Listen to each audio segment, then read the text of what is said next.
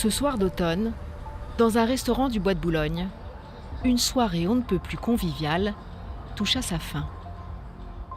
Un dîner a été organisé pour une équipe de footballeuses professionnelles. Ce jeudi 4 novembre 2021, la section féminine du Paris Saint-Germain a organisé un dîner de cohésion.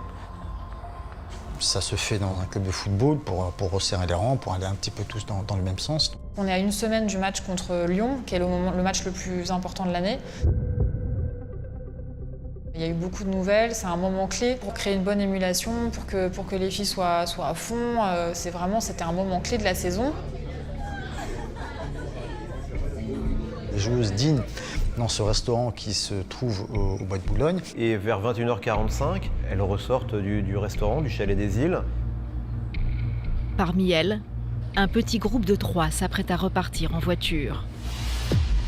Aminata Diallo, 26 ans, milieu de terrain, propose à ses coéquipières Kera Amraoui, 31 ans, milieu de terrain elle aussi, et Sakina Karchaoui, 25 ans, défenseur, de les raccompagner. Toutes habitent non loin l'une de l'autre. Elles partent à 3 joueuses dans la voiture d'Aminata Diallo. Aminata Diallo, elle habite un peu plus loin, mais c'est sur le chemin. Donc elles prennent la direction des Yvelines. C'est Aminata Diallo qui conduit la voiture. Elles sont dans une petite ville à Chatou, dans les Yvelines. Seulement, très vite, la conductrice Aminata Diallo surprend tout le monde. L'itinéraire qu'elle emprunte intrigue.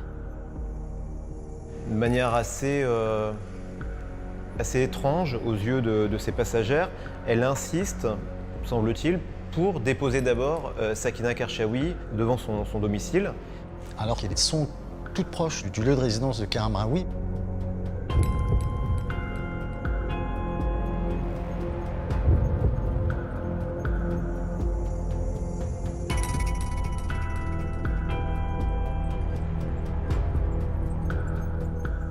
Kera Amraoui lui aurait demandé de descendre de la voiture parce qu'elle était tout près de chez elle et Aminata Diallo aurait insisté pour qu'elle reste dans la voiture. Le chemin n'est pas logique au niveau géographique. Quand on vient de Paris, du Bois de Boulogne, eh bien, semble-t-il, le trajet le plus cohérent, c'est d'abord de passer devant le domicile de Kera Amraoui, puis celui de Sakina Karchaoui. Mais les choses, là, ce soir-là, se passent dans le sens inverse. Ce qui fait qu'elles se retrouvent toutes les deux, Aminata Diallo et Kera Amraoui. Kera Amraoui, la passagère restée à bord, ne s'en doute pas encore. Mais un terrible piège est en train de se refermer sur elle. D'ici quelques minutes, elle va tomber dans un guet-apens. Sur le chemin, le véhicule roule à une vitesse étonnante.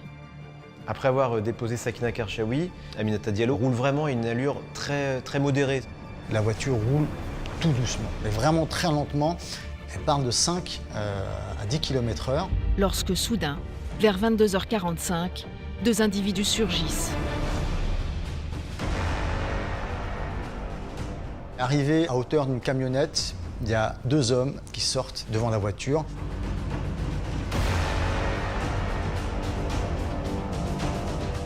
Deux hommes encagoulés qui immobilisent la conductrice, Aminata Diallo. Et l'un des 2 agresseurs extirpe Kera Amraoui de la voiture. Aminata Diallo est maintenue à l'intérieur de l'habitacle, tandis que Kera Amraoui se fait sauvagement agresser à l'extérieur de la voiture. Cet homme sort une barre de fer et commence à la frapper très violemment au niveau des jambes. Kera Amraoui ne comprend pas ce qui lui arrive. Elle pense avoir affaire à des voleurs particulièrement brutaux.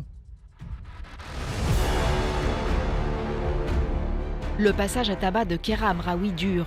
La jeune femme est grièvement blessée. Voici les photos qu'elle a prises quelques heures plus tard à l'hôpital. Des clichés qui témoignent de la violence inouïe des coups. Kera Amraoui souffre de multiples contusions et hématomes, principalement au niveau des jambes, un peu au niveau des mains aussi, qui sont ensanglantées, abîmées, mais ce sont clairement les jambes que l'agresseur de Kera Amraoui a visées. C'est assez horrible à voir parce que les coups de barre de fer, il y a vraiment clairement une intention de lui briser les os, disons clairement, de lui briser les jambes parce qu'elle est footballeuse professionnelle. Mais qui a pu s'en prendre à la joueuse du PSG ? En y regardant de plus près, beaucoup de détails de ce trajet en voiture interpellent. Très vite, les enquêteurs vont comprendre que l'agression dont a été victime Kera Hamraoui n'est pas fortuite. Tout semble avoir été minutieusement préparé et parmi les suspects, il pourrait y avoir Aminata Diallo elle-même, la coéquipière de la victime. Extorsion, menaces et maraboutage. Le monde du foot est sous le choc depuis les révélations de l'affaire Paul Pogba. Le footballeur Benjamin Mendy, champion du monde, est accusé de 4 viols et d'une agression sexuelle. Une joueuse du PSG a-t-elle fait agresser une de ses coéquipières pour prendre sa place? C'est une véritable déflagration à laquelle on assiste depuis déjà plusieurs semaines dans le monde du football. Non mais qu'est-ce qui se passe? C'est totalement irréaliste. Cela cause un véritable tsunami médiatique. Ce ne sont pas des anecdotes. Ce milieu mériterait d'être un petit peu nettoyé. Ces derniers mois, le football français enchaîne scandale sur scandale. Mais que se passe-t-il vraiment? Serait-il possible qu'une joueuse du PSG, Kera Hamraoui, ait été passée à tabac sur les ordres de sa coéquipière? Diallo va voir en Kera Hamraoui sa rivale numéro 1. C'est pas possible. C'est comme si vous aviez 2 personnes sur un poste et vous engagiez un tueur à gages pour buter l'autre personne. Enfin, arrive un moment, il y a quand même un cadre. Comment expliquer que la star française Paul Pogba, numéro 6 de l'équipe de France, soit victime d'un racket dans lequel son frère lui demanderait 13 millions d'euros? Si vous regardez cette vidéo, c'est que mon frère Paul Pogba aura trouvé un moyen de me faire taire. On parle d'une star internationale. Il va se retrouver plongé dans une affaire de grand banditisme. C'est une fratrie qui se déchire parce qu'il y a de l'argent, parce qu'il y a du succès. Comment comprendre que Benjamin Mendy, champion du monde 2018 avec l'équipe de France, soit jugé actuellement pour 7... Pour moi, l'histoire la plus choquante et qui me fait le plus peur pour la suite, c'est celle de Benjamin Mendy. Nous avons voulu savoir pourquoi autant d'affaires gangrènent le football français. Qui se trouve derrière ces histoires? Quel rôle jouent les proches des joueurs? Tous ces footballeurs qui gagnent tellement d'argent, auraient-ils perdu la tête? Sont-ils d'incorrigibles enfants gâtés? C'est pathétique et dans globalement tout ce qui touche au football, on retrouve toujours ce point commun de la cupidité en fait. Finalement, c'est ça le lien entre toutes ces histoires. Rien ne va plus dans le monde du football, car ce n'est pas tout. Le Qatar, grand organisateur de la Coupe du Monde, est sévèrement mis en cause. Mort d'ouvriers lors des travaux, impact environnemental de l'événement. À quelques jours du début de la compétition, certaines villes françaises veulent boycotter l'une des plus grandes manifestations sportives au monde. À l'évidence, c'est une ânerie climatique. Il y a tellement d'argent en jeu. Sexe, chantage et coups bas. La planète foot a-t-elle perdu la tête?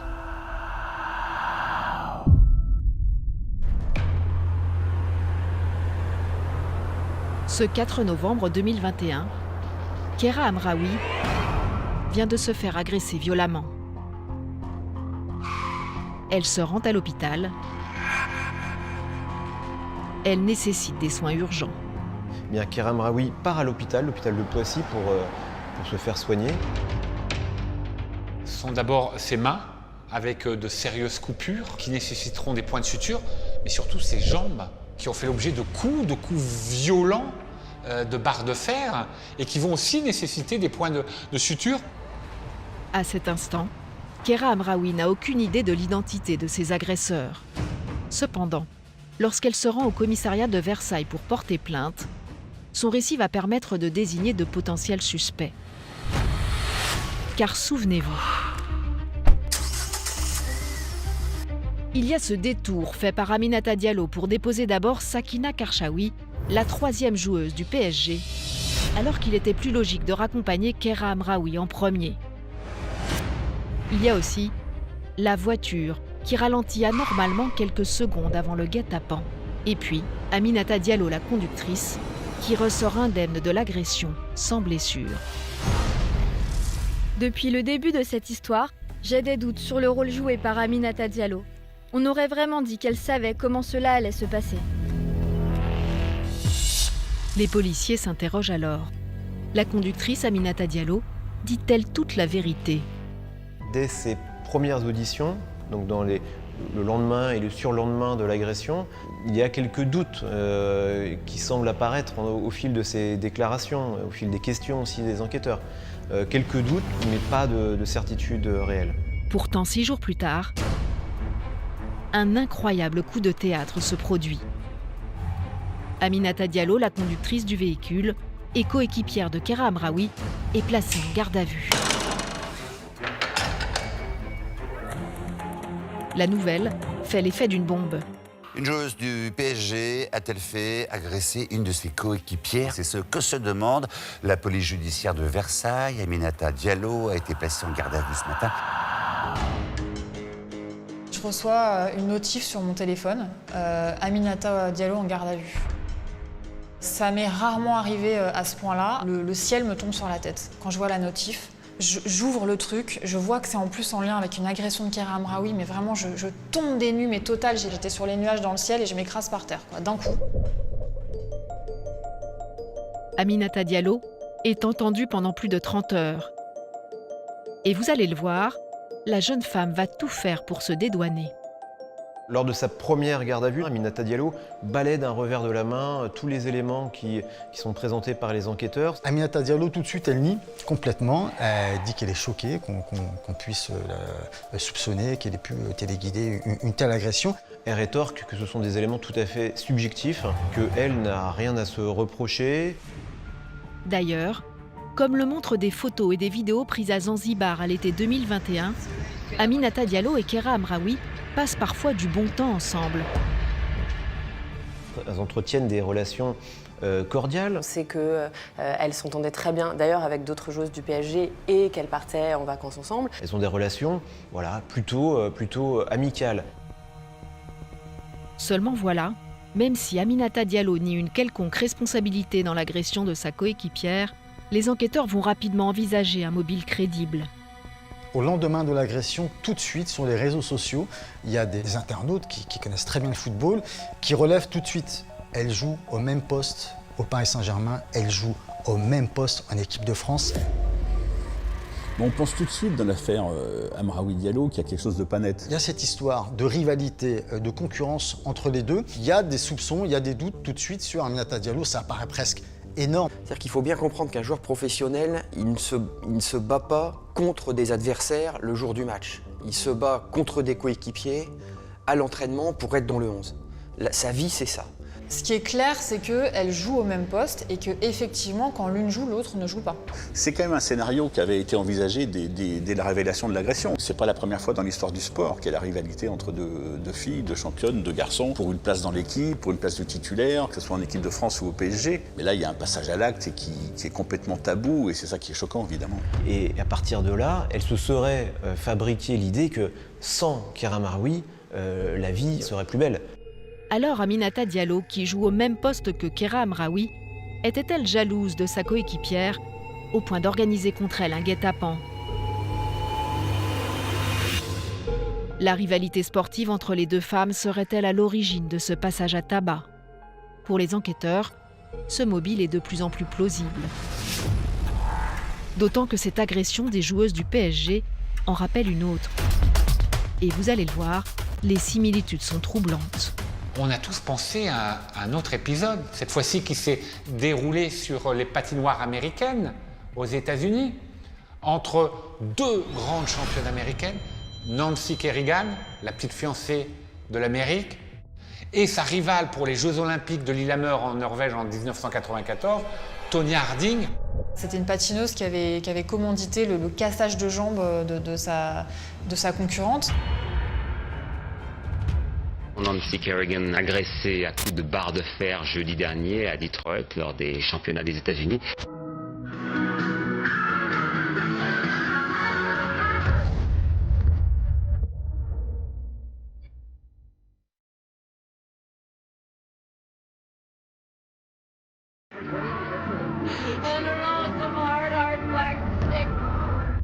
Nancy Kerrigan va rencontrer un homme qui va lui frapper à plusieurs reprises les genoux. Cette attaque, cette agression, eh bien, va empêcher Nancy Kerrigan, à qui on promettait une médaille d'or, eh bien, de faire ces Jeux. Les points communs entre les deux affaires, celle des patineuses et celle aujourd'hui des footballeuses, interrogent. Pourtant, les avocats d'Aminata Diallo balayent toute ressemblance avec l'histoire américaine. Et ils assurent que malgré la concurrence, les deux footballeuses étaient, selon eux, d'abord complémentaires. Elles ont joué ensemble sur le terrain et que la présence de l'une sur le terrain n'exclut pas la présence de l'autre. Ensuite, en revanche, évidemment, ce sont des sportives et donc chacune veut être la meilleure. Il y a ce climat de compétition sportive, même si on sait qu'elles n'en sont pas au même point, puisque effectivement, Madame Amraoui est plus âgée que Madame Diallo et donc Madame Amraoui était plutôt sur une fin de carrière, là où ce n'était pas le cas de Madame Diallo. Aminata Diallo a réponse à tout. Et finalement, après plusieurs heures de garde à vue, elle va faire des révélations sur Kéra Amraoui, pour le moins troublantes. Elle les oriente vers une autre piste. Aminata Diallo, lors de sa garde à vue, elle va donner quelques éléments, comme des petits cailloux blancs qu'elle enverrait vers les enquêteurs. Kéra Amraoui, eh bien, est une croqueuse d'hommes, qu'elle a peut-être eu des relations avec des hommes mariés. D'après Aminata Diallo, la vie sentimentale de Kéra Amraoui serait mouvementée et l'un de ses amants ne serait autre qu'un ancien joueur de l'équipe de France. Eric Abidal. Les deux se sont connus à Barcelone. Eric Abidal était directeur sportif et Kéra Amraoui était l'une des stars de l'équipe et on leur a prêté une relation extra-conjugale. Cette révélation inattendue conduit les enquêteurs à formuler une nouvelle hypothèse. Une jalousie amoureuse pourrait-elle être à l'origine du guet-apens dans lequel Kéra Amraoui est tombée? Est-ce que du fin fond de son domicile, en région lyonnaise, l'épouse d'Eric Abidal aurait fomenté par son entourage un règlement de compte, une punition pour ce mari adultérin? Seulement quelques jours plus tard, la piste de l'épouse trompée est abandonnée. L'honneur d'Ayet Abidal est sauf, mais son couple vole en éclats. Ce couple eh bien, va être une victime collatérale de l'affaire Amraoui-Diallo. Parce qu'à un moment donné, cette relation extra-conjugale, réelle ou supposée, eh bien, va être divulguée dans l'opinion publique. Et pour cette femme, pour cette épouse, Ayet, ça va être une terrible épreuve. D'abord de savoir que son mari l'a trompée, et puis ensuite que cette tromperie eh bien, se répande dans toute la presse. Pour Kéra Amraoui, le cauchemar continue. Non seulement elle reste traumatisée par son agression, mais ces rumeurs de croqueuse d'hommes fragilisent son statut de victime. Kéra Amraoui est vue comme une victime, certes, mais une victime aussi qui l'a peut-être bien cherchée. Et donc si elle est une fille à problème dans la vie privée, peut-être l'est-elle aussi dans la vie d'un vestiaire de foot. Et donc ça contribue à faire de Kéra Amraoui une victime complexe, une victime pour laquelle il est assez difficile d'avoir de la compassion finalement. Quelques jours après l'agression de Kéra Amraoui, et parce que le mobile de l'adultère ne tient pas, les enquêteurs reviennent à la case départ. Ils n'ont pas abandonné leur première piste. Et cela pour une raison simple. Le comportement d'Aminata Diallo lors de sa garde à vue reste à leurs yeux très suspect. La manière dont le camp Diallo a dévié les flèches vers la vie privée d'Amraoui a introduit un peu de doute. On a pensé qu'il y avait une histoire derrière l'histoire. Et en fait, a priori, il n'y a pas d'histoire derrière l'histoire. C'est l'histoire d'une rivalité. La principale suspecte, celle vers qui convergent les soupçons les plus graves, c'est vraiment Aminata Diallo. Non, mais c'est une histoire qui est ahurissante. Non, c'est du mauvais roman. Seulement, pour impliquer Aminata Diallo dans l'agression de Kéra Amraoui, il manque aux enquêteurs une preuve. Ils décident donc discrètement de placer la joueuse sous surveillance. Ce n'est pas la première fois que des joueurs de football français occupent la page des faits divers des journaux. Des affaires souvent peu reluisantes que la fédération aurait préféré passer sous silence. Souvenez-vous, en avril 2010, 2 joueurs de l'équipe de France, Karim Benzema et Franck Ribéry, sont au cœur d'une affaire de mœurs. Ils sont accusés d'avoir bénéficié des services d'une prostituée, alors mineure, nommée Zaya. C'est quelques mois avant la Coupe du Monde, en 2010. On découvre qu'une enquête a été ouverte sur une jeune fille qui s'appelle Zaya. C'est l'histoire d'une prostituée qui a reconnu avoir eu des relations tarifées avec certains joueurs. Et là, on découvre interloqué, en fait, le fait et geste de cette jeune fille à la poitrine généreuse et qui régulièrement allait dans une boîte de nuit chercher une clientèle aisée, dont vraisemblablement des footballeurs de l'équipe de France. Certains joueurs ont eu, entre guillemets, des relations tarifées alors qu'elle venait juste d'avoir sa majorité, donc ils sont passés entre les gouttes, même si, rappelons qu'elle avait caché son âge aux joueurs. Il est 5h05 sur RTL, des Bleus dans la tourmente. 2 joueurs de l'équipe de France de football, Sidney Govou et Franck Ribéry, ont été entendus la semaine dernière dans le cadre d'une enquête sur un réseau de prostitution. Cette affaire, qui éclate en 2010, révèle au grand jour ce qui est pourtant un secret de polichinelle dans le milieu du football. Énormément de joueurs ont recours à des relations tarifées que leur amène leur entourage. C'est aussi une pratique qui se fait assez régulièrement. Bientôt, on ne parle plus que du scandale Zaya. C'est une bombe terrible pour le football français et aussi sur le comportement de certains joueurs. Le public français ne peut plus ignorer que certains joueurs n'ont pas des mœurs très recommandables. L'image des Bleus en prend un coup, et cela ne va pas s'arranger lorsque 2 mois plus tard, une nouvelle affaire va défrayer la chronique en pleine Coupe du Monde. Cette fois, nous sommes le 17 juin 2010 en Afrique du Sud. L'équipe de France vient de se faire battre à plate couture 2-0 par le Mexique lors de la phase de qualification. Le lendemain, les Bleus se font écharper par la presse. Et ce n'est pas tout. Le plus gros scandale est encore à venir. Car bientôt, on apprend qu'une scène inimaginable s'est jouée en coulisses à l'abri des regards entre Raymond Domenech, l'entraîneur de l'équipe, et l'un de ses joueurs. La ministre des Sports à l'époque, Roselyne Bachelot, se souvient de ne pas avoir pris dans un premier temps l'affaire très au sérieux. Il s'est passé une altercation entre Raymond Domenech et Anelka dans les vestiaires de l'équipe de France. On a les mots de Nicolas Anelka dans le vestiaire, des mots d'injure à l'encontre de l'entraîneur de l'époque, Raymond Domenech.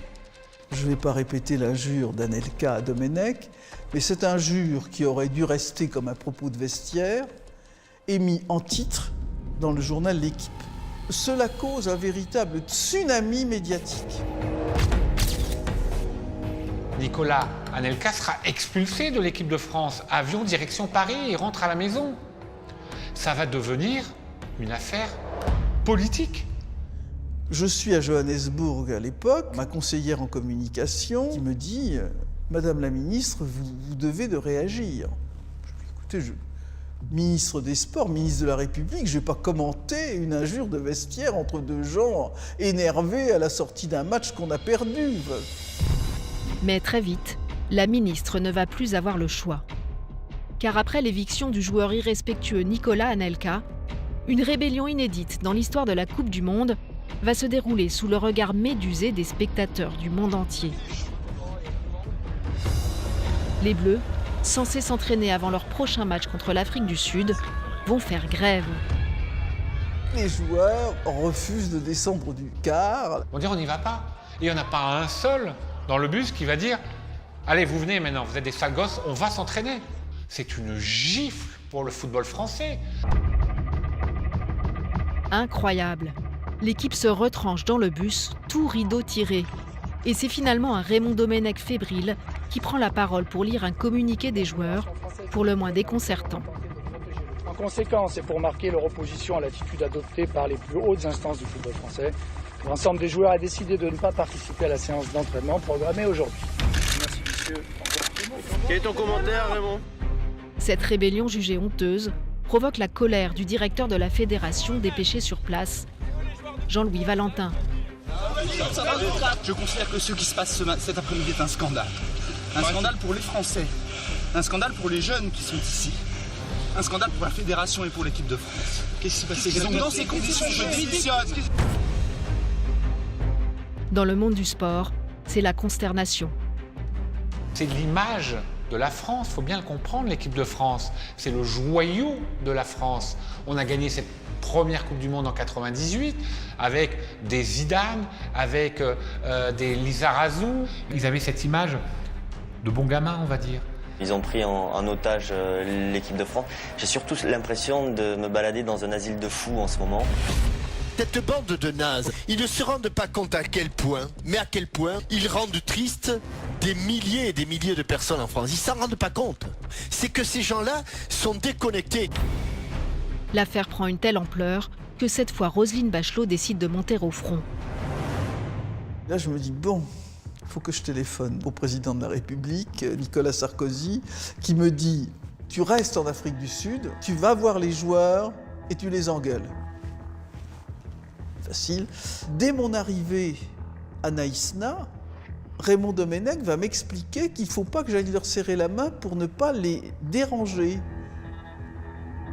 La ministre des Sports arrive, on lui dit « faut pas aller serrer la main des joueurs parce que, voilà, il faut qu'ils restent concentrés ». Je leur avais dit « mais comment voulez-vous que l'on se souvienne de vous ?»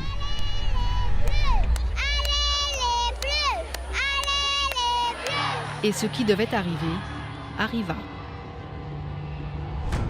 Le 22 juin 2010, la France perd son 3e match contre l'Afrique du Sud. Elle est éliminée de la Coupe du Monde. Le lendemain, la ministre des Sports reprend l'avion depuis Johannesburg, direction Paris. À peine arrivée, elle est priée de se rendre en urgence à l'Assemblée nationale. Là, on me dit, la première question au gouvernement, ça va être la question sur le foot. Et il faut que tu sois là.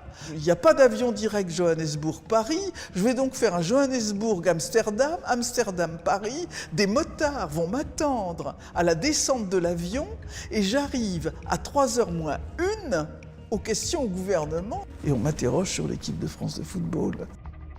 Je ne peux que constater, comme vous, gère Jean-François Lamour, le désastre.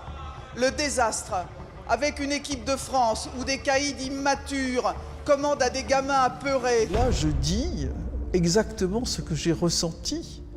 Je parle de débâcle moral et la phrase qui décrit, où je décris l'équipe de France, je dis « des caïds immatures commandant à des gamins apeurés ».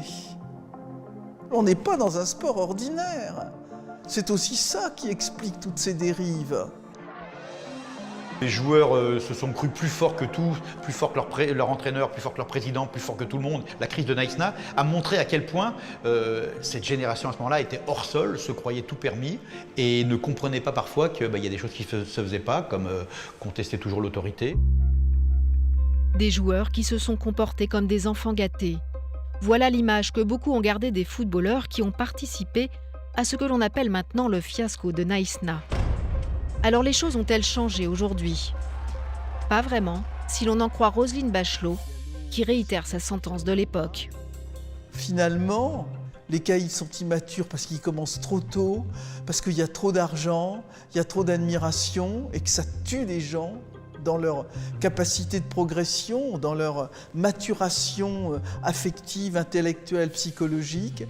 Et des gamins apeurés, parce qu'il y a tellement d'argent qu'il y a des phénomènes d'emprise qui se mettent en jeu.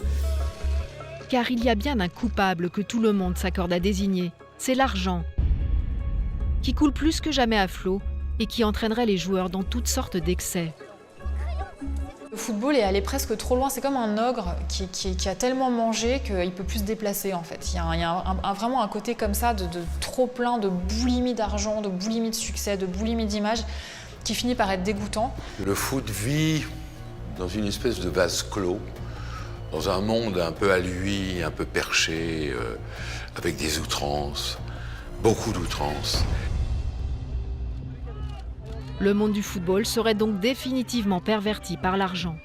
Et parfois, cela se retourne cruellement contre les joueurs. C'est exactement ce qui est arrivé à l'été 2022 à un joueur star de l'équipe de France, Paul Pogba. Et vous allez voir que parfois foot et grand banditisme peuvent flirter dangereusement. Salut à tous. Ici Mathias Pogba. Pour ceux qui ne me le connaissent pas, je suis footballeur professionnel et aussi le grand frère du champion du monde Paul Pogba, jouant actuellement à la Juventus de Turin. Je vous fais l'annonce que bientôt je vais faire de grandes révélations à propos de mon frère Paul Pogba. Le 28 août 2022, le monde entier découvre stupéfait cette vidéo de 3 minutes sur les réseaux sociaux. Incroyable! Mathias Pogba, le propre frère du footballeur Paul Pogba, semble vouloir régler ses comptes avec le joueur star de l'équipe de France. L'apparition de la première vidéo de Mathias Pogba, c'est vrai que c'est complètement lunaire. C'est surréaliste. On ne sait pas si on doit prendre au sérieux, si c'est une farce. C'est assez rare qu'un frère aîné qui plus est, menace ouvertement un footballeur de renom comme Paul Pogba de faire des révélations. On parle de Paul Pogba, on ne parle pas d'un joueur lambda de Ligue 1 ou d'un joueur de Ligue 2, on parle d'une star internationale. Je sais pas où il part avec ces histoires de révélations, ça va quand même être chaud. Parce que tu t'attaques pas, même si t'es son frère, tu t'attaques pas à un champion du monde comme ça. La vidéo provoque la sidération. Il faut dire aussi que Paul Pogba n'est pas un champion du monde tout à fait comme les autres. D'abord, c'est un pilier historique de l'équipe de France. Paul Pogba fréquente l'équipe de France depuis maintenant plus de 10 ans. C'est une figure majeure de l'ère Didier Deschamps. Il a participé à toutes les campagnes de Didier Deschamps, la Coupe du Monde au Brésil, l'Euro 2016 où les Bleus ont atteint la finale et puis évidemment le titre de champion du monde en 2018. On a tous en tête ces images de cette Coupe du Monde en Russie où il va haranguer ses troupes, les autres joueurs de l'équipe de France, jusqu'à cette finale, jusqu'à ce but qui est incroyable. Donc c'est devenu une figure mondiale. Le 15 juillet 2018, en finale de la Coupe du Monde à Moscou, c'est en effet Paul Pogba qui donne l'avantage à la France face à la Croatie par un but qui s'avérera décisif pour la victoire.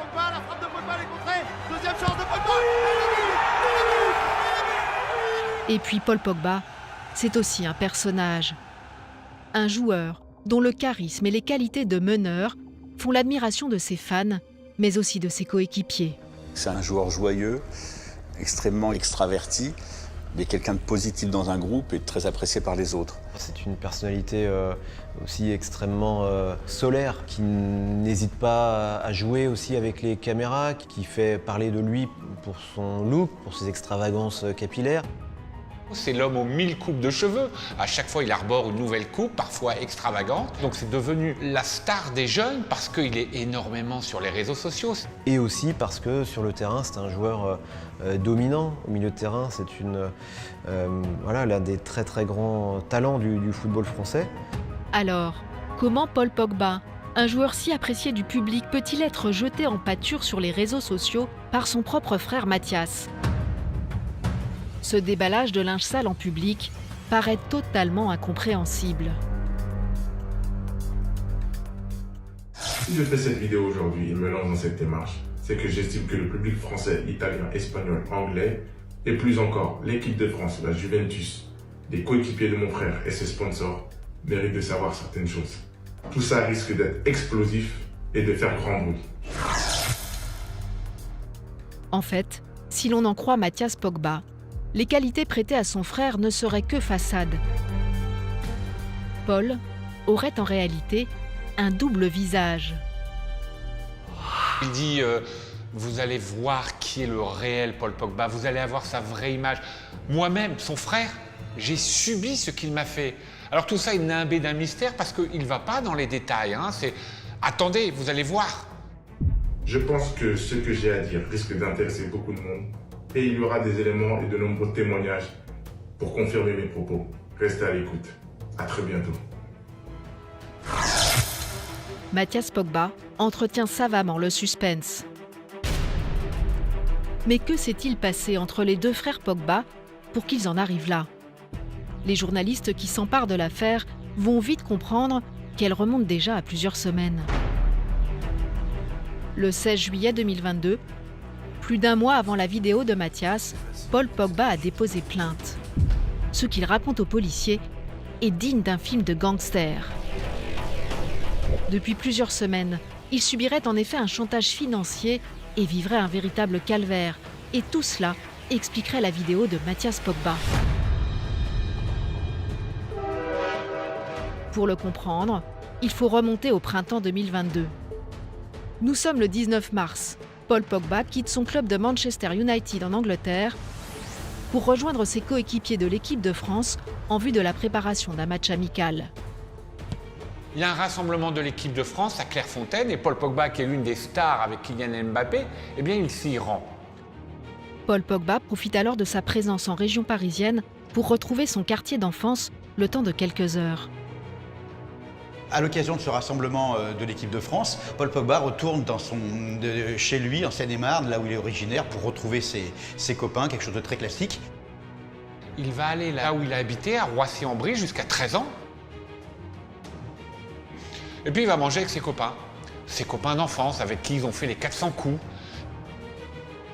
Selon le récit qu'il fera par la suite aux enquêteurs, la star internationale est alors à 1000 lieues d'imaginer le piège qui l'attend. En effet, à partir de ce moment précis, les événements auraient pris pour Paul Pogba une tournure aussi terrifiante qu'inattendue. À l'issue de ce repas, un autre ami de Paul va arriver. Puis l'ambiance va sérieusement se tendre. Il est glacial avec Paul. Il lui dit « tu vas nous suivre maintenant ». Il lui demande de les suivre dans une voiture. À ce stade-là, il n'y a pas de menace, mais il y a une demande qui est explicite et qui est bizarre. Et Paul se demande un moment s'il doit y aller ou pas, mais il est bien entouré, il est avec ses copains d'enfance. Il faut comprendre que c'est des amis qu'il voit très régulièrement, donc il y va. Certain d'être en sécurité, Paul Pogba n'aurait pas vu le mal et aurait accepté de les suivre. Mais très vite, le champion du monde aurait senti que quelque chose ne tournait pas rond. Il suit ses amis vers une ville, la ville de Montévrain, qu'il connaît, mais à une adresse qui semble être un appartement de location. On le conduit dans un appartement où se trouvent des amis d'enfance à lui. Très vite, il y a une discussion qui commence un petit peu à s'envenimer. Il y a des reproches, on les a un peu laissés tomber, des choses comme ça. Et rapidement, ses amis vont l'accuser d'un certain nombre de choses. Vont lui dire « t'as pris la grosse tête. Quand on te demande de l'argent, t'es plus là. » Ça parle d'histoire d'argent, de gratitude, d'ingratitude même, puisque c'est avec les proches, les amis d'enfance, etc. Et là, ça commence à être un mauvais polar. Parce que Paul Pogba voit que ces gens-là n'ont pas de bonnes intentions. Paul Pogba se serait senti acculé. Et voici ce qu'il raconte aux policiers le jour où il porte plainte. Je ne comprenais pas ce que je faisais ici. Ils ont commencé à me parler en me reprochant de les avoir laissés tomber, que je les avais oubliés. C'est alors que le rendez-vous amical aurait subitement viré au cauchemar. L'un de ses amis, qui est vraisemblablement le meneur, va faire sortir tout le monde, sauf l'un de ses copains. Ils vont rester à 2 dans cette pièce. Ensuite, il y a 2 hommes cagoulés qui entrent dans cet appartement. Armés pour l'un d'un fusil d'assaut et de l'autre d'un fusil à pompe. À ce moment-là, 2 gars sont entrés dans la pièce. Ils portaient des cagoules sur le visage, des gilets pare-balles. L'un était armé d'un fusil d'assaut type M16 et l'autre d'un fusil à pompe. Imagine l'effroi, la terreur de Paul Pogba qui voit ces 2 personnes arriver comme ça. Il ne comprend rien du tout. Il se dit mais qu'est-ce qui se passe ? Je suis venu déjeuner avec des copains dans la journée, je me retrouve là, en joue. Il faut bien comprendre que ces 2 personnes vont le mettre en joue, comme un vulgaire voyou qui devrait de l'argent à des dealers. Immédiatement, les 2 hommes auraient mis un invraisemblable marché entre les mains de Paul Pogba. Qui lui explique, en substance, pendant des années, nous t'avons protégé, maintenant tu dois payer et tu dois nous donner la somme de 13 millions d'euros. 13 millions d'euros. 13 millions d'euros. Ils m'ont demandé 13 millions d'euros, 3 millions en cash et 10 millions en virement. Alors, ils ont fait une cote mal taillée, ces ravisseurs. Ils ont dit, en gros, ça fait 13 ans que tu joues, 1 million par année, on t'a protégé, grâce à nous, tu n'as eu aucun souci, donc tu vas nous les payer, et tu vas nous les payer fissa. Paul Pogba l'ignore, mais le calvaire ne fait que commencer. Ce qui s'apparente à une séquestration va durer plusieurs heures. Paul Pogba est complètement affolé d'ailleurs. On est vraiment dans quelque chose de très dur, très menaçant. Et quand on regarde cette scène, on est entre Les Affranchis, Le Parrain et Gomorrah, quoi. Vraiment, c'est une scène de film, de gangster, très clairement. J'ai voulu parler, mais directement les gars ont rebraqué leurs armes sur moi. Ils criaient « Ta gueule, baisse les yeux !» tout en me braquant. Même pour un joueur de football international au salaire vertigineux, une telle somme d'argent est énorme. Paul Pogba, sous la menace de ses ravisseurs, aurait tenté tant bien que mal de garder son sang-froid. Il se dit c'est quand même très très compliqué de payer, mais en même temps, il a des armes qui lui sont pointées, et donc il va les rassurer, il va essayer de gagner du temps. Il a peur, il va voir un fusil d'assaut. Pareil, le footballeur professionnel sait très bien que s'il y a un coup qui part, sa carrière est terminée. Donc pour lui, en tout cas, il leur dit ce qu'ils veulent entendre. Il va leur donner ces 13 millions d'euros. Il va leur dire « Ok, on va voir ça très très rapidement, je vais appeler mon banquier. » Convaincus d'avoir réussi leur coup, les deux ravisseurs auraient quitté l'appartement. Pourtant, le champion du monde est loin d'être tiré d'affaire. Parce qu'ils ont peur que Paul Pogba ne paye pas la somme demandée, ces ravisseurs auraient décidé de le surveiller désormais 24 heures sur 24.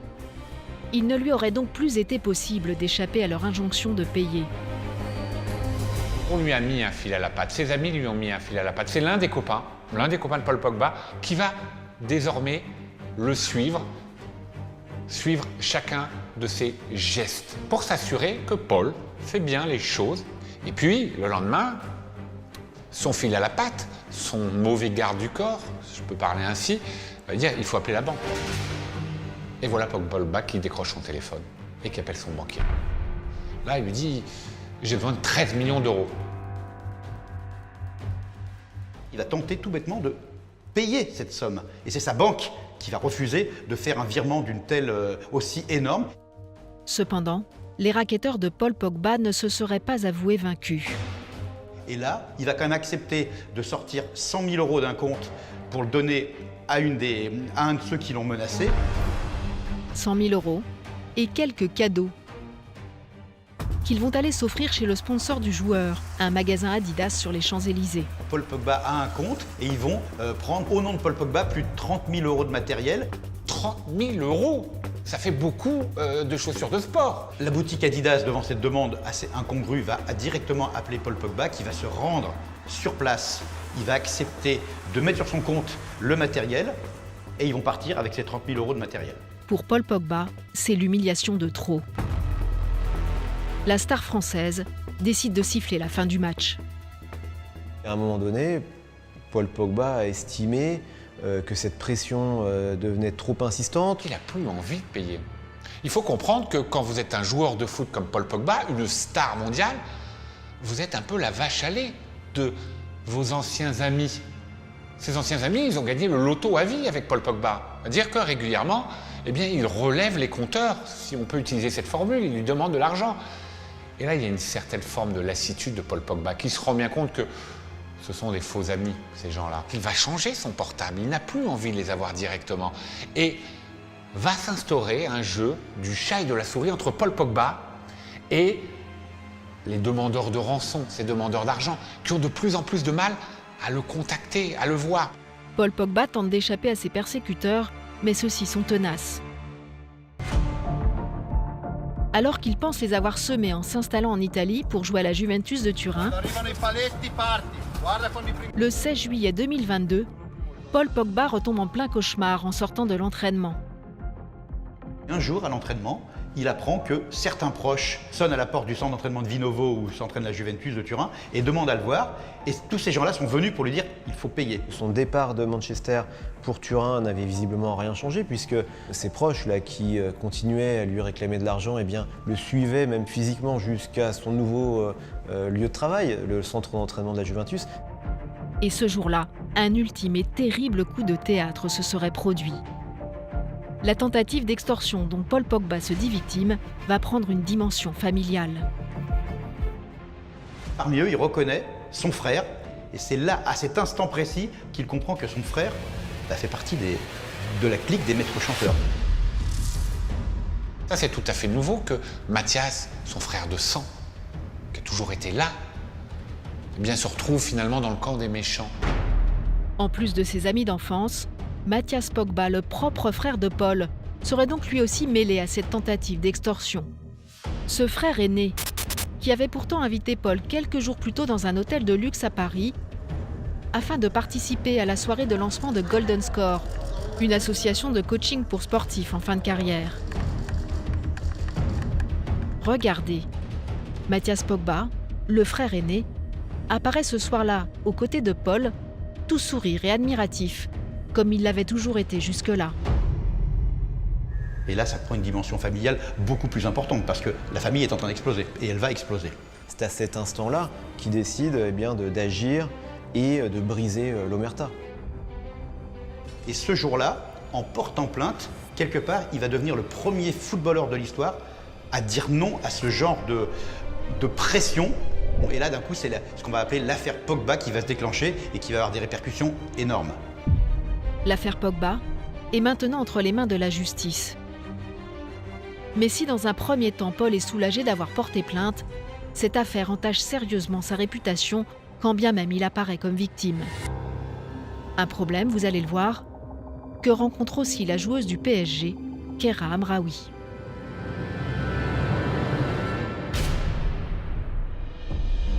Un mois après l'agression de Keira Amraoui, les enquêteurs suspectent toujours Aminata Diallo, sa coéquipière, d'en être une des commanditaires. Pourtant, dans les semaines qui vont suivre, l'affaire va prendre une tournure complètement inattendue. Une partie de l'opinion publique va en effet se retourner contre la victime, Keira Amraoui.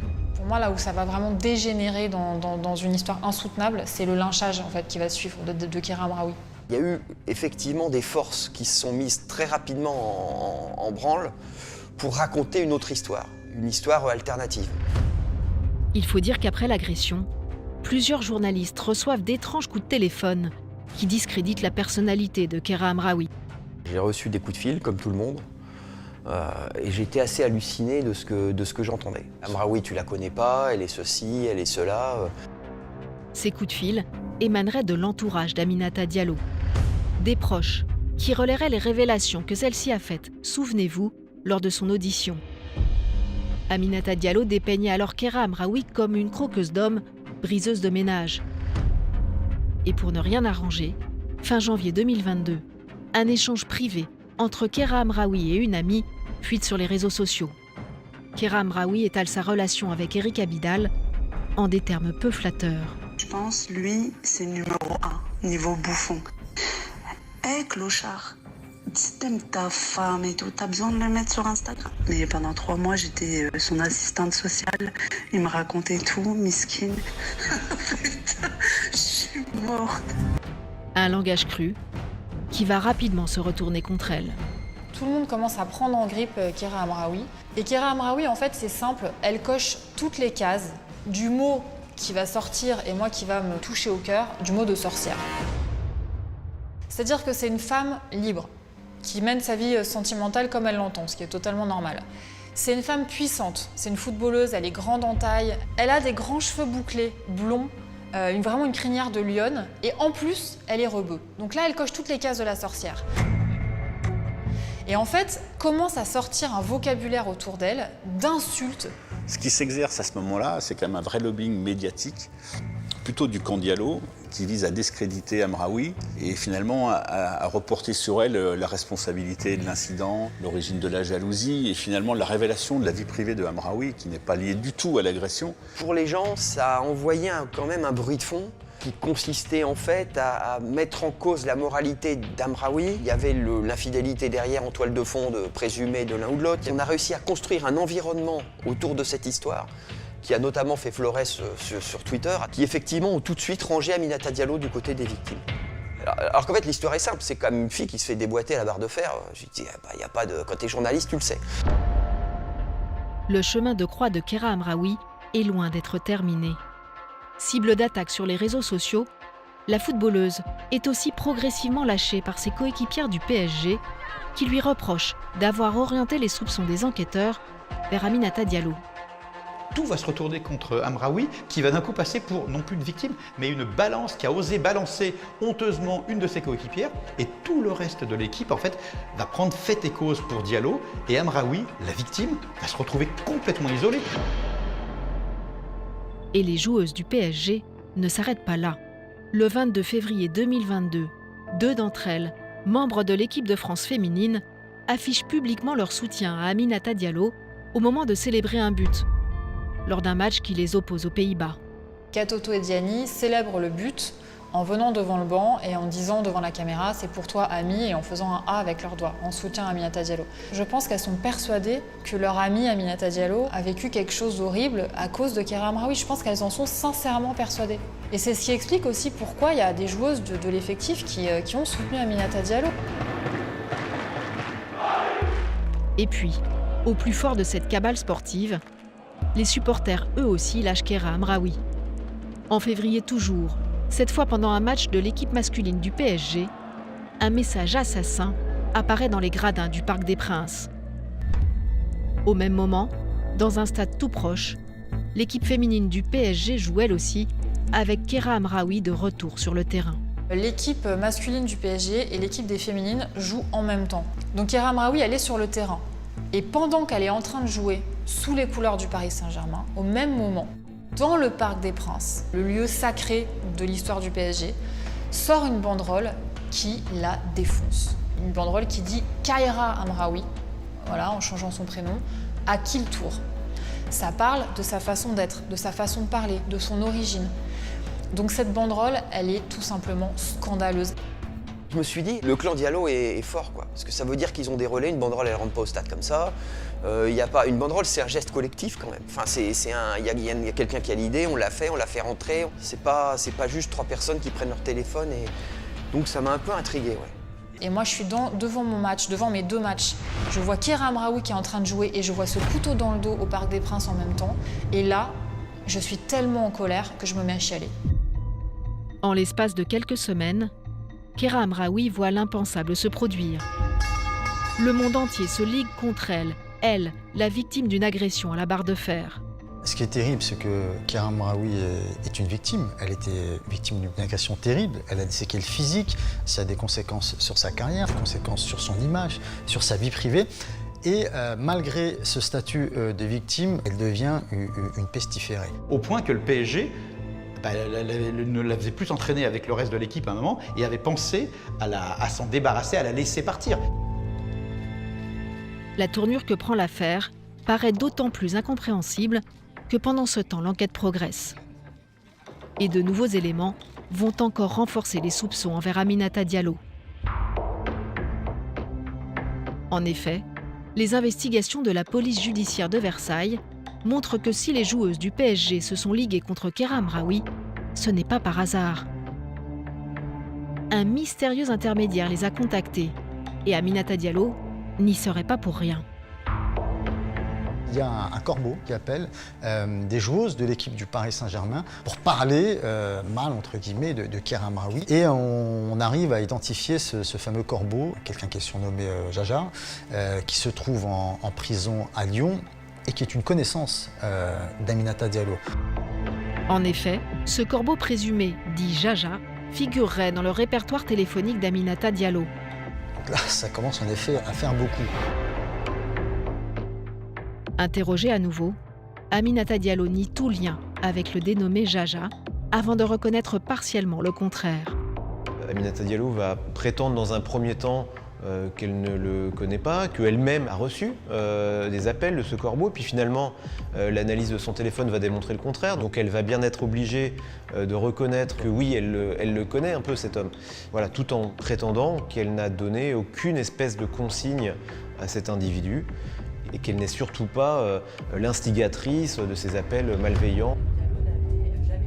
Seulement, les choses ne sont pas aussi simples. C'est ce que vont expliquer les avocats d'Aminata Diallo. Sur l'auteur des messages envoyés aux joueuses du PSG, il n'est pas définitivement établi que ce soit la personne que l'on appelle Jaja. Quand bien même on suivrait la thèse qui serait celle-ci, effectivement il y a des liens entre Jaja et Madame Diallo, mais il y a aussi des liens entre Jaja et Madame Amraoui, et c'est d'ailleurs Madame Amraoui qui va présenter Jaja à Madame Diallo. Cependant, au fil de l'enquête, les éléments contre Aminata Diallo s'accumulent. D'autant que les enquêteurs ont commencé à surveiller la joueuse du PSG.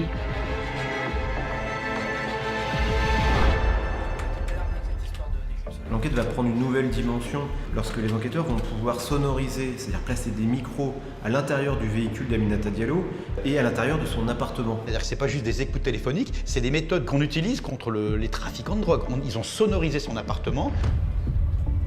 Et c'est ainsi que les enquêteurs ont découvert des échanges pour le moins intrigants entre la joueuse et son agent, un dénommé César. Et ils vont intercepter une somme de conversations entre Aminata Diallo, évidemment, et son conseiller sportif, César M. C'est un agent officiel, d'autres diront officieux, qui est assez proche d'Aminata Diallo et qui a un rôle important parce qu'il y a une échéance qui est importante pour Aminata Diallo, c'est la prolongation de son contrat au sein du PSG. C'est quelqu'un qui a beaucoup d'influence à l'intérieur du vestiaire parisien. Ce duo Aminata Diallo-César M est animé par un ressentiment très clair, d'après les écoutes, très clair, dirigé notamment contre Kéra Amraoui. Ils veulent bien que Aminata Diallo bénéficie de la meilleure exposition possible, qu'elle joue le plus régulièrement possible au sein de l'équipe du PSG et qu'elle obtienne le plus beau contrat possible. Avec un contrat plutôt lucratif, plus de 25 000 euros, ce qui est une somme énorme dans le football féminin. Donc, d'après ce qui ressort des écoutes et d'après l'interprétation aussi qu'en font les enquêteurs de la PJ de Versailles, César M semble être habité par la conviction qu'il a les moyens de bouleverser l'organigramme de la section féminine du PSG. Mais alors, pour obtenir plus sûrement le maintien d'Aminata Diallo au sein du PSG, César, son conseiller, aurait-il été jusqu'à jouer un rôle dans l'agression de Kéra Amraoui? Blessée, celle-ci avait peu de chances de revenir sur le terrain. Pour l'heure, César M n'est pas poursuivi par la justice, ni comme complice, ni comme commanditaire. Lui a publiquement indiqué n'avoir strictement rien à voir avec l'agression. Les enquêteurs se sont penchés sur son cas pour savoir s'il n'était pas celui qui tirait les ficelles de cette histoire. Mais pour l'instant, rien ne permet de penser qu'il est au centre de cette sordide affaire. Aminata Diallo voit peu à peu l'étau judiciaire se resserrer sur elle. Elle reste malgré tout en liberté. Ce qui ne va pas être le cas du frère de Paul Pogba, Mathias Pogba, qui lui, de son côté, s'apprête à passer sa première nuit en prison.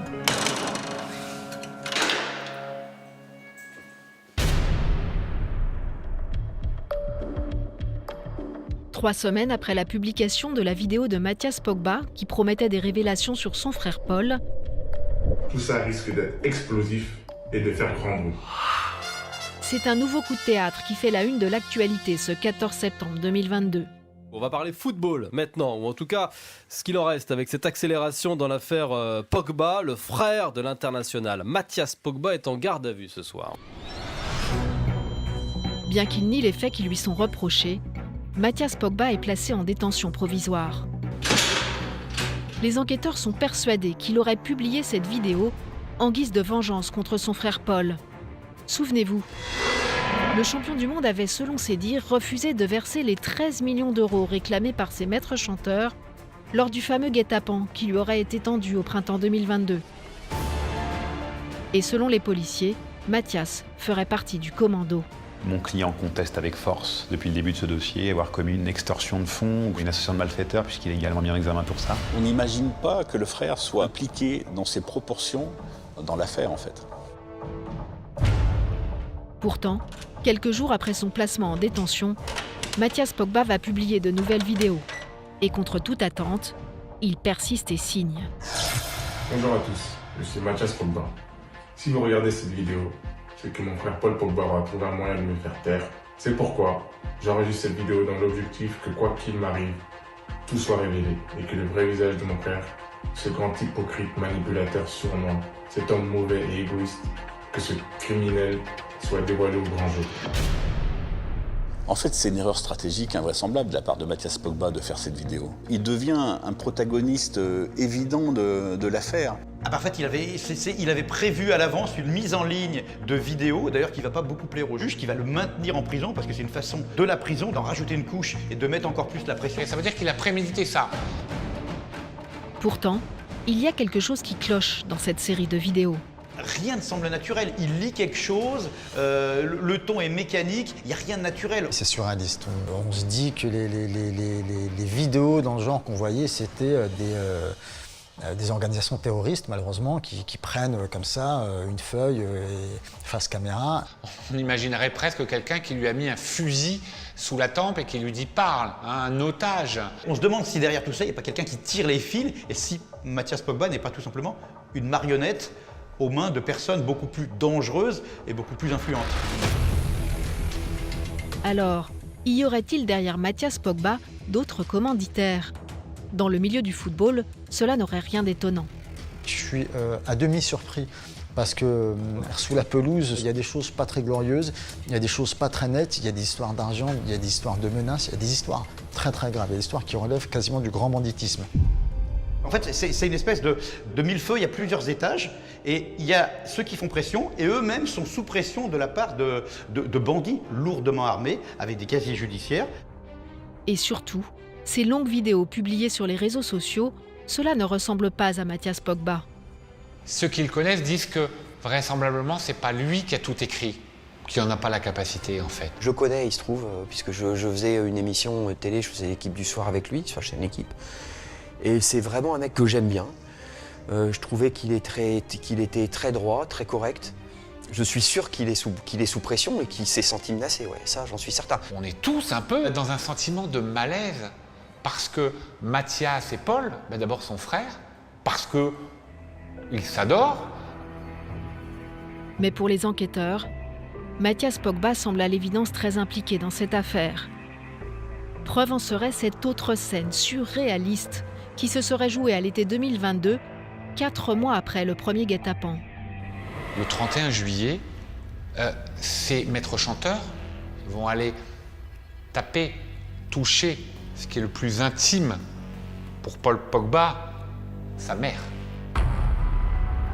Et ils n'y vont pas tout seuls, encore une fois. C'est là où c'est très très troublant. Ils y vont avec Mathias.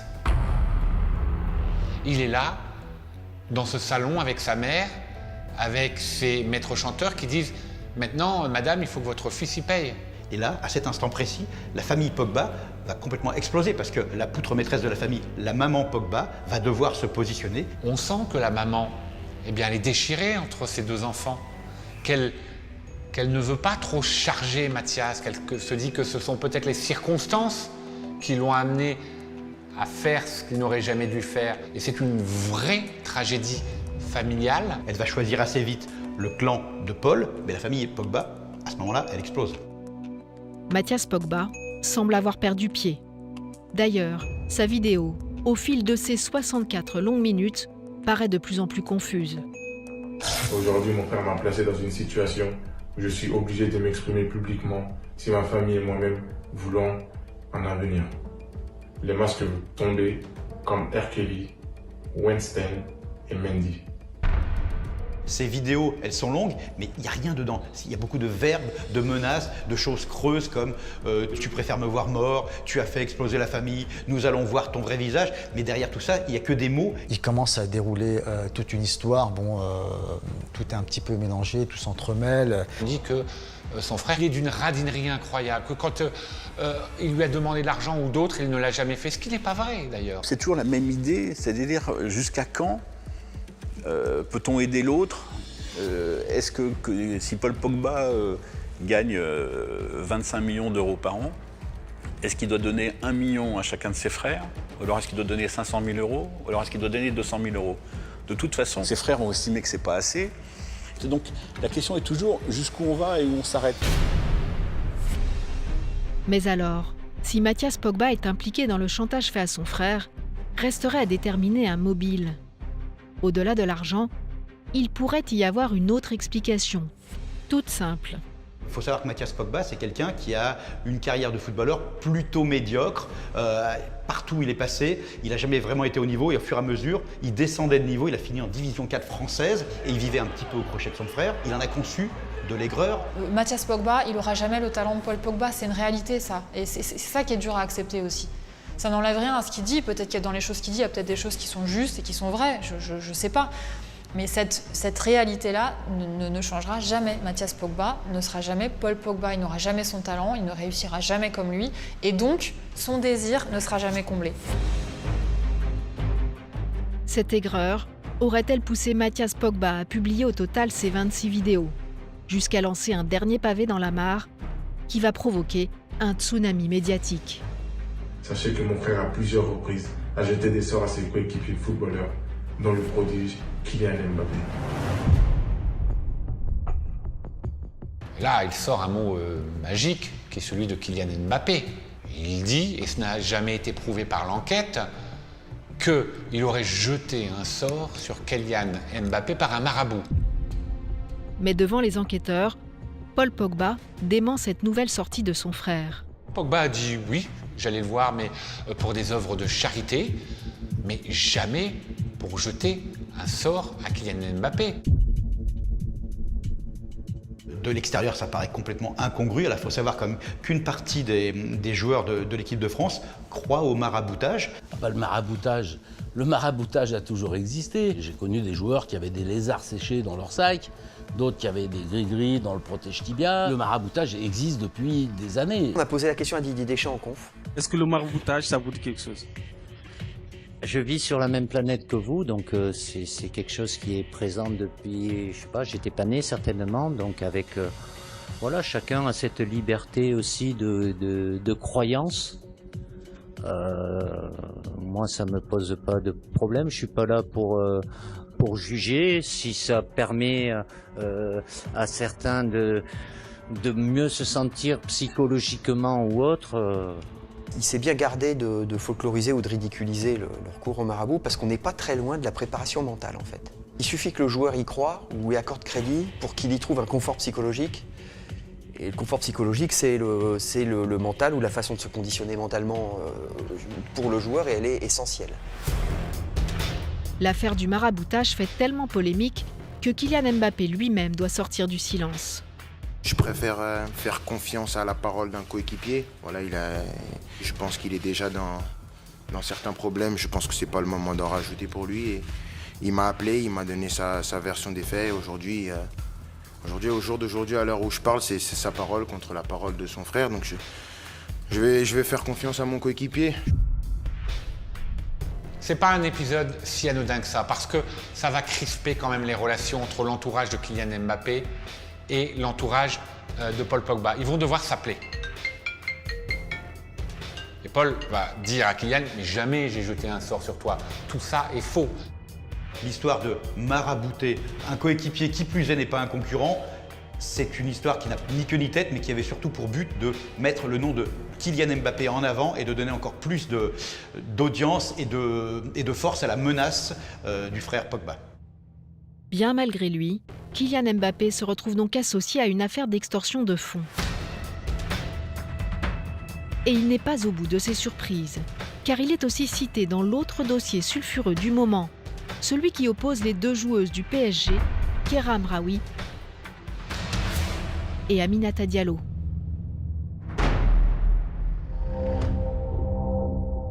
Depuis le début de l'affaire, Aminata Diallo est dans le viseur des enquêteurs.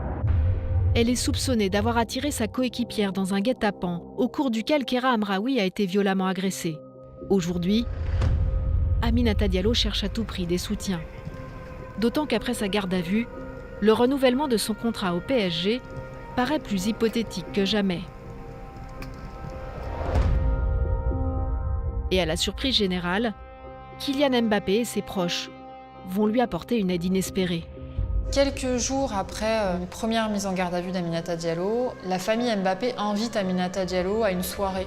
Et Kylian se prend en photo avec elle, ce qui est interprété évidemment par tout le monde comme une marque de soutien à Aminata Diallo. Bingo! Grâce à cette photo, Aminata Diallo redore son blason. Et ce n'est pas tout. Lors de cette même soirée, la joueuse serait aussi parvenue à convaincre la mère de Kylian Mbappé de l'aider à décrocher un nouveau contrat. On sait que sa mère, Faïza Lamari, est très influente au sein du Paris Saint-Germain. Donc on voit bien qu'elle est forte, puisque pour arriver à convaincre, en tout cas faire en sorte que Faïza Lamari, la maman de Kylian Mbappé, l'un des plus grands joueurs du monde, la star du Paris Saint-Germain, en arrive à discuter de cette prolongation de contrat, même si elle parle de discussion informelle, on peut la croire. En tout cas, ça s'est fait. Je pense que Faiza Lamari, la mère de Kylian Mbappé, fait partie des gens qui ont profondément cru en l'innocence de Aminata Diallo. Parce qu'elle a été en contact direct avec elle, elle a entendu raconter sa version des faits et elle l'a cru. Seulement, ce soutien du clan Mbappé va être de courte durée, car de nouvelles révélations sur l'affaire vont convaincre la famille de faire machine arrière. Voici ce que déclare quelques jours plus tard Faiza Lamari, la mère de Kylian Mbappé. Quand j'ai appris que le PSG ne souhaitait pas offrir un nouveau contrat à Aminata pour des raisons probablement liées à l'affaire, j'ai pris mes distances avec elle.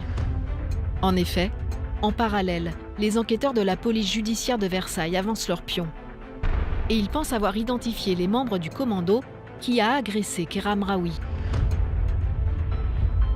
Le 14 septembre 2022, 4 hommes, âgés d'une vingtaine d'années, sont interpellés dans le Val-de-Marne. En garde à vue, ils passent rapidement aux aveux. L'un des agresseurs confie avoir fait ça pour 500 €. On n'est pas exactement dans le grand banditisme, mais en tout cas, on est dans un milieu de petits voyous. Les enquêteurs vont assez vite identifier ce qu'on va appeler les petites frappes, les petites mains, les sales petites mains qui ont fait le sale boulot, vont dire on a été en relation avec Aminata Diallo. Donc clairement, l'enquête n'est pas encore bouclée, mais tout converge à penser, tout laisse croire à penser qu'elle est au centre de l'affaire. Suite à ces révélations, 10 mois après son agression, Kéra Amraoui décide de sortir du silence, traumatisée par ces rumeurs de croqueuse d'hommes véhiculées par Aminata Diallo. Si elle n'accuse pas ouvertement sa coéquipière, elle fait part des doutes qui la hantent. J'ai compris qu'il y a un truc qui était louche. Je pouvais pas passer de victime à coupable du jour au lendemain. Parce qu'il ne faut pas oublier que je me suis fait tabasser par des hommes cagoulés à coups de barre de fer et qu'une semaine après, on me fait passer pour la coupable. Avec le temps, quand on avance, on se dit qu'il y a des choses pas très claires. Aminata Diallo est à nouveau placée en garde à vue le 15 septembre 2022, puis en détention provisoire. Elle est mise en examen pour violence aggravée et association de malfaiteurs. Libérée une semaine plus tard sous contrôle judiciaire, elle continue à nier d'être la commanditaire du guet-apens. Et pour la première fois, elle aussi prend la parole publiquement. J'allais sortir de cette histoire et puis il s'avère que finalement ils m'ont désigné comme étant la commanditaire. Pourtant je ne les connais pas, je ne les ai jamais vus, j'ai jamais été en contact avec, j'ai jamais parlé avec eux. En l'absence de preuves contre Aminata Diallo, l'enquête se poursuit. Car un dernier élément semble accabler la joueuse parisienne et pourrait accréditer la thèse de la rivalité sportive.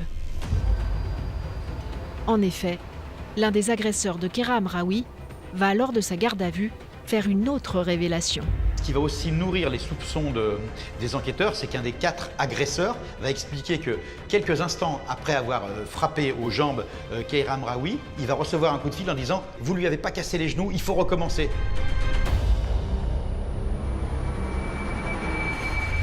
Un 5e homme, celui qui a passé le coup de téléphone aux agresseurs, serait donc mêlé à cette affaire. Il est toujours recherché par la police. Mais surtout, les enquêteurs s'interrogent. Qui aurait bien pu prévenir cet homme que Kéra Amraoui n'avait pas été frappé assez fort? Pourrait-il s'agir d'Aminata Diallo elle-même, la seule personne présente sur les lieux juste après l'agression? Les avocats d'Aminata Diallo réfutent cette hypothèse. Ils avancent une autre explication concernant l'auteur du coup de fil. À supposer que ce que disent les agresseurs soit vrai, on ne sait pas si une tierce personne n'était pas aussi présente sur place. Une tierce personne qui attendait sur une moto, dans un véhicule, derrière une vitre teintée, ou qui regardait la scène, qui pourrait être le commanditaire. La réalité sur ce soir-là, c'est qu'il y a encore des points d'interrogation. Après 10 mois d'enquête, les policiers soulignent dans leur rapport la jalousie maladive que la jeune footballeuse Aminata Diallo aurait nourrie vis-à-vis de sa coéquipière Kéra Amraoui.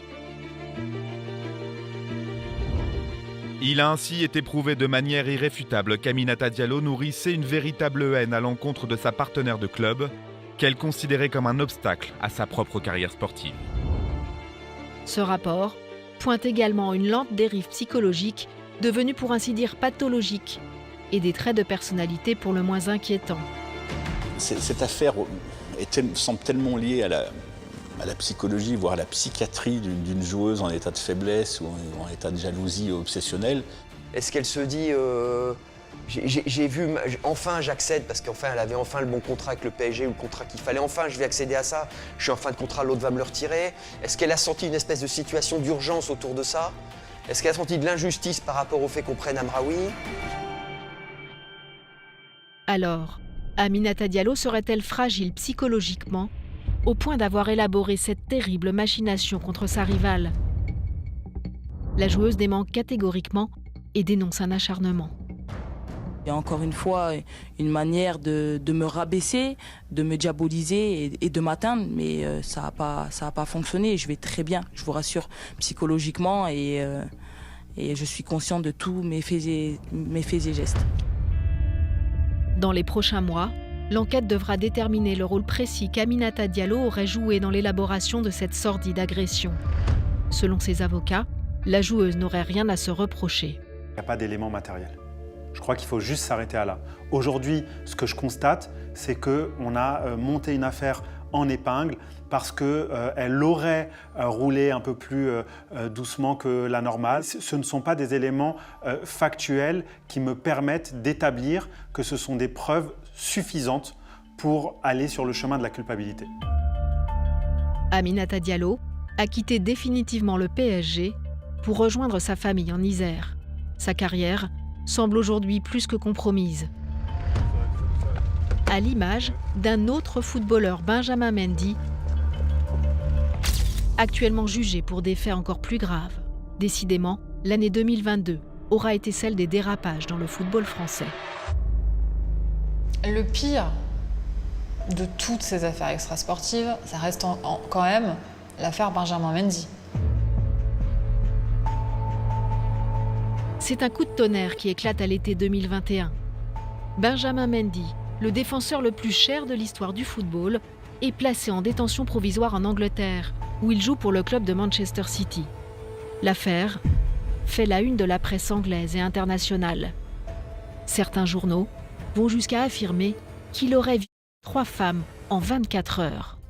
Dans les tabloïds anglais, eh bien, on a des témoignages de femmes, souvent floutées, qui disent « J'ai été agressée, j'ai été par Benjamin Mendy ». J'en tremble quand je lis les articles sur Benjamin Mendy et je suis presque étonnée que cette affaire ne fasse pas plus de bruit que ça en France. La planète foot tombe de très haut. Les plaintes visant Benjamin Mendy portent sur des viols et agressions sexuelles qui auraient eu lieu entre octobre 2020 et août 2021. Finalement, le 10 août 2022, un procès s'ouvre. Benjamin Mendy est notamment accusé de cette violence. Cette libération de la parole des femmes eh bien, a révélé que ce joueur de foot a peut-être utilisé son statut pour amener des filles chez lui, pour les piéger dans son antre, dans son domicile. Les faits se seraient déroulés dans sa luxueuse villa, située dans la campagne au sud de Manchester, où Benjamin Mendy conviait des jeunes femmes à des soirées. Le footballeur en a fait la visite pour une émission anglaise. This is the living room. Nice living room. This is the table where I eat. Here you have the kitchen. Dans cette vidéo, le footballeur ne dévoile cependant pas tout. En particulier, un système très sophistiqué de verrouillage de certaines portes dont lui seul connaissait le fonctionnement et qui lui aurait permis de piéger ses victimes. Voici ce que l'une d'elles raconte au procès. Une large résidence perdue au milieu de nulle part, puis un décor très moderne avec beaucoup de bois. Au sous-sol, la piscine, une salle de gym et une salle de cinéma. À l'étage, des chambres à coucher avec un système de verrouillage de l'intérieur qui permet de se barricader en cas d'attaque. Au tribunal, une autre jeune femme raconte comment elle se serait trouvée piégée par Benjamin Mendy. Tu ne peux pas sortir de la chambre maintenant, alors enlève tes vêtements. Ce qui me met en colère, c'est le nombre de fois où j'ai dit non. J'étais vraiment claire. Ça n'a pas pu être mal compris. Mais comment cette star internationale aurait-elle pu en arriver là? L'homme avait tout pour lui, une carrière brillante et une personnalité admirée. Benjamin Mendy, à qui on promettait une carrière incroyable, d'énormes qualités. C'est en plus quelqu'un qui dégage une joie de vivre dans le vestiaire, c'est quelqu'un qui a l'air sympa. Et puis, le footballeur ne se cachait pas par ailleurs d'avoir énormément de succès avec les femmes. Alors comment imaginer qu'il soit accusé d'avoir vu toutes ces victimes? Il pourrait peut-être y avoir une explication. Le rapport aujourd'hui qu'ont certains footballeurs avec les femmes, il est extrêmement compliqué, tout simplement par manque d'éducation. Quand ces pré-ados rentrent dans des clubs, ils représentent une somme d'argent pour plus tard très importante, les clubs, ils cèdent quelque part à leur désir parce qu'on a trop peur de voir partir la pépite. Donc, quelque part, ces joueurs grandissent sans avoir parfois l'éducation nécessaire avec des choses basiques comme les femmes, ça se respecte. Le comportement présumé de Benjamin Mendy vis-à-vis des femmes ne serait pas un cas isolé. D'autres joueurs se seraient retrouvés mêlés à ce genre d'affaires, mais ils seraient parvenus à arrêter la machine judiciaire à temps. Il faut savoir qu'il y a des affaires qui ont été étouffées à coups d'argent parfois, et qui concernent aussi des joueurs de renom qui ont joué en équipe de France, mais qui ont parfois eu des attitudes d'une violence extrême vis-à-vis de certaines femmes qu'ils voient comme des produits de consommation. Il ne faut pas exclure qu'un jour, il y a une nouvelle affaire de haut niveau qui surgit. Mais d'une certaine façon, tant mieux si ça commence à sortir, et tant mieux si ces footballeurs-là tombent de très haut. Ils tombent de très haut, ces garçons-là. C'est pas quelqu'un qui est, je sais pas moi, charpentier ou policier ou que sais-je, et qui perd son boulot, qui part en prison. Eux, c'est des icônes. C'est des gens en qui les enfants se reconnaissent. Si sa culpabilité est confirmée, la chute de Benjamin Mendy risque donc d'être un véritable cataclysme. D'autant que le footballeur encourt une très lourde peine. Au-delà de sa carrière qui est finie aujourd'hui, au-delà de son auréole de gloire, qui est ternie à jamais, il risque de la prison et des dizaines d'années de prison. Largement commentées dans les médias, ces affaires Mendy, Pogba, Diallo, Amraoui font réagir le monde du football. Le 30 août dernier, Antoine Camboiré, joueur emblématique des années 90, devenu entraîneur du FC Nantes, évoquait les dérives de certains membres de l'entourage des joueurs, attirés par l'appât du gain. Pour tous les joueurs de foot, c'est très compliqué. Que ce soit l'entourage familial, que ce soit dans le premier cercle, comme on dit, là, les agents, tout ça et tout, les conseillers, tout ça et tout. Vous imaginez pas la pression qu'ils subissent, les mecs. Ça fait 40 ans que je vois donc l'évolution de mon métier, là. Et de plus en plus, les familles sont présentes dans les discussions, dans les négociations, tout ça et tout. Mais on sait pas tout. Quand vous gagnez autant d'argent, il y a tellement de vautours autour, là. En cause, l'émergence de nouvelles générations de footballeurs issus de quartiers populaires, susceptibles de rapporter énormément d'argent. L'écrasante majorité de tous les joueurs, équipe de France, professionnels, etc., provient des quartiers populaires. Donc il y a un vivier exceptionnel. Donc ce vivier, c'est la poule aux œufs d'or. En fait, ce vivier, il attire tout le monde. Il attire les recruteurs européens.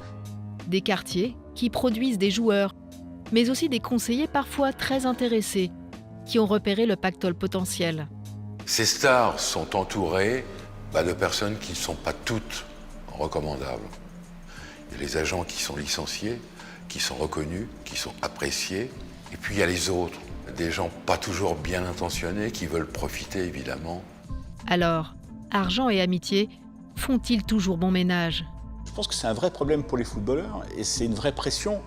Et pour en avoir parlé avec pas mal d'entre eux, ils ont parfois du mal à assumer leur salaire vis-à-vis de leurs parents, ils ont du mal à assumer leur salaire vis-à-vis de frères et sœurs. Et puis ils ont du mal à savoir jusqu'où il faut aider les autres, jusqu'où est-ce qu'il faut juste acheter une maison à ses parents, est-ce qu'il faut acheter une maison et une voiture et donner de l'argent tous les mois. J'étais avec un ancien international français qui jouait à Monaco dans les années 80. Il m'expliquait qu'il a 8 frères et sœurs, il a payé 5 mariages, il a payé 4 bagnoles. Il y a un tel écart entre la vie de la famille avant qu'ils soient footballeurs célèbres et riches et la vie de famille aujourd'hui, à présent qu'ils sont célèbres footballeurs et riches, que c'est quelque chose qui perturbe complètement les repères et qui perturbe aussi les relations entre les membres de la famille. C'est vraiment ça qui se passe dans l'histoire Pogba. C'est une famille qui devient folle, qui explose, une fratrie qui se déchire parce qu'il y a de l'argent, parce qu'il y a du succès et qui en arrive à se déchirer comme ça. C'est pathétique. C'est pathétique et dans beaucoup d'autres histoires et dans globalement tout ce qui touche au football, on retrouve toujours ce point commun de la cupidité en fait. Malgré l'avalanche d'affaires qui ont récemment défrayé la chronique, combien sont passés sous silence et combien pourraient être révélés au grand jour? On sait aujourd'hui que dans le football français, il y a un certain nombre de joueurs qui n'ont pas signalé des intimidations, des extorsions dont ils ont été victimes. La raison, elle tient en un seul mot, la peur. La peur parce que au-delà d'eux, ils ont de la famille qui vit encore dans le quartier, qui croise encore les maîtres chanteurs. Et puis parfois, il y a des raisons moins avouables. Ils sont peut-être tenus par une sextape, par une connerie, comme ils disent, qu'ils auraient pu faire quand ils étaient jeunes, qui finalement n'aurait pas beaucoup d'importance, mais qui à leurs yeux a beaucoup d'importance et dont ils pensent qu'elle pourrait nuire à leur carrière. Alors ils se taisent et ils vont au pot, comme on dit, c'est-à-dire que régulièrement, eh bien, ils vont donner la liasse de billets. À l'échelle de la France, le mal est profond. Ce n'est pas impossible que dans les mois à venir, on ait d'autres affaires qui surgissent, qui ont eu lieu parfois il y a plusieurs années. Le mal est profond, très profond. L'image que les Français ont du football s'est dégradée ces derniers mois et cela n'est pas près de s'arranger. Car après les affaires mêlant des footballeurs aux faits divers, une nouvelle polémique ressurgit à quelques jours du coup d'envoi de la Coupe du Monde. Cette fois-ci, elle vise le Qatar, hôte de la compétition.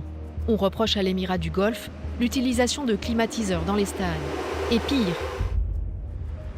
les conditions de travail des ouvriers sur les chantiers seraient telles que plusieurs milliers d'hommes auraient trouvé la mort.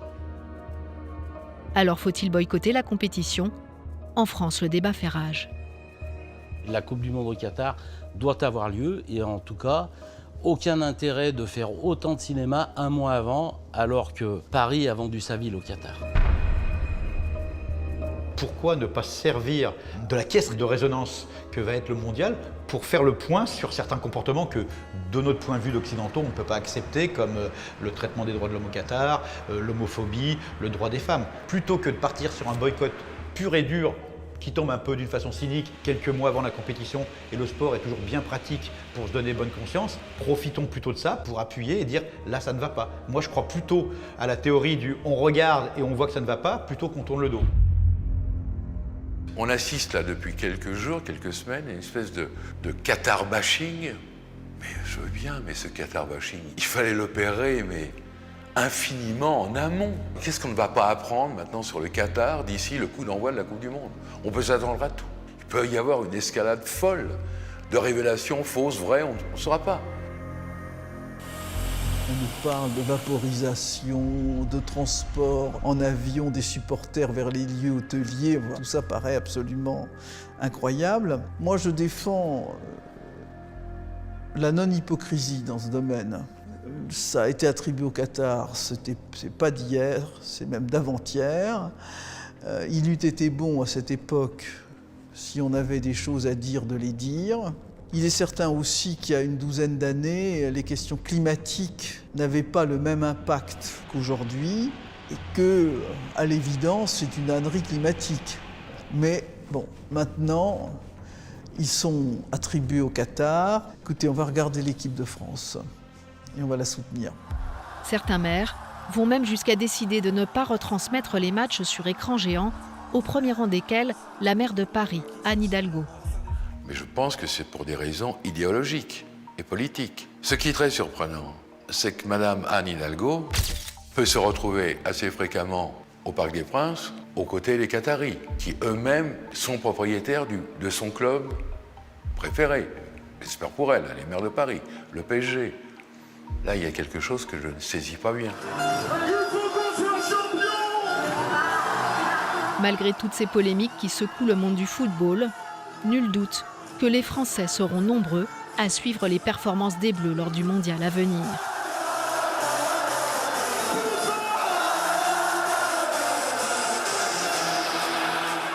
Je reste un vieux môme et je vais faire fi de toutes les affaires qui encombrent, qui embourbent, qui nuisent à l'image du foot. Et je vais regarder cette Coupe du Monde, oui, avec gourmandise.